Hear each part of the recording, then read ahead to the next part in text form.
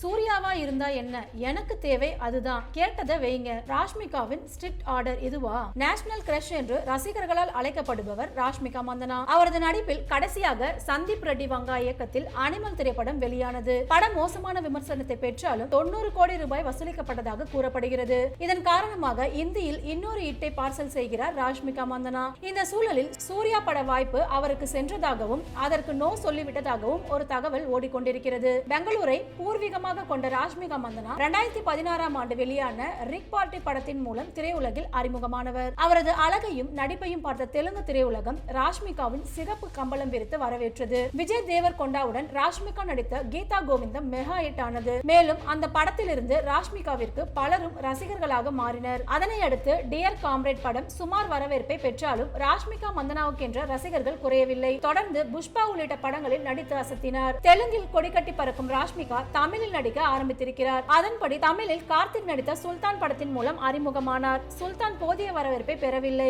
இதனை அடுத்து விஜயுடன் வாரிசு படத்தில் நடித்தார். விஜயுடன் நடித்திருப்பதால் தமிழில் மிகப்பெரிய ரவுண்ட் வரலாம் என கணக்கு போட்டார் ராஷ்மிகா மந்தனா. ஆனால் இந்த படமும் கலவையான விமர்சனங்களையே பெற்றது.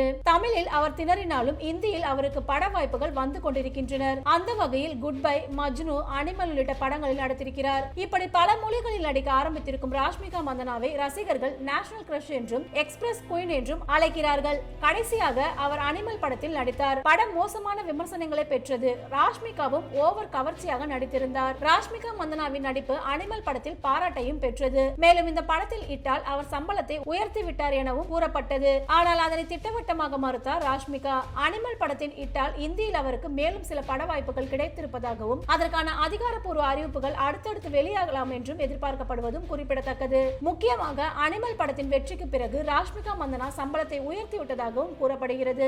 சூழல் இப்படி இருக்க தமிழிலும் ஒரு ரவுண்ட் வர வேண்டும் என்ற ஆசையில் இருக்கிறார் ராஷ்மிகா. அவரது ஆசை நிறைவேறும் விதமாக சூர்யா சுதா கொங்காரா கூட்டணியில் உருவாகவிருக்கும் புறநானூறு படத்தில் நடிப்பதற்கு அவரிடம் படக்குழு பேச்சுவார்த்தை நடத்தியதாகவும் அதற்கு ராஷ்மிகா மந்தனா வைத்த கண்டிஷனை பார்த்து அதிர்ச்சி அடைந்ததாகவும் தகவல்கள் வெளியாகி இருக்கின்றது. அதாவது ராஷ்மிகா இப்போது இந்திய அளவில் பிரபலமாக இருக்கிறார். எனவே அவரை புறநானூறு படத்தில் ஹீரோயினாக நடிக்க வைத்தால் படத்துக்கு மேற்கொண்டு ஸ்டார் வேல்யூ கூடும் என்ற நினைப்பில் படக்குழு அவரை அணுகியதாம். அதற்கு அவரோ 3 கோடி ரூபாய் சம்பளம் வேண்டும், அதிலிருந்து 1 ரூபாய் குறைக்க மாட்டேன் என்று கராராக பேசியிருக்கிறார். படக்குழு எவ்வளவு பேசி பார்த்தும் தன் நிலையில் இருந்து இறங்க மறுத்துவிட்டதால் அவருக்கு பதிலாக வேறு ஹீரோயினை நடிக்க வைக்க புறநானூறு குழு முடிவு செய்திருப்பதாக கூறப்படுகிறது. இதனை கேள்விப்பட்ட திரையுலகம் சூர்யா தமிழில் பெரிய ஸ்டார், ஆனாலும் தனக்கு சம்பளம் தான் முக்கியம் என்று விடாப்பிடியாக இந்த பெண் என்றால் எப்படி தமிழில் பெரிய ரவுண்ட் வர முடியும் என முணுமுணுத்து வருகின்றனர். இந்த நியூஸை பத்தின உங்களோட கருத்துக்களை கமெண்ட் பண்ணிடுங்க. சேனலை மறக்காம லைக் பண்ணி ஷேர் பண்ணி சப்ஸ்கிரைப் பண்ணிடுங்க. அடுத்த ஒரு இன்ட்ரெஸ்டிங்கான நியூஸ்ல உங்களை மீட் பண்றேன்.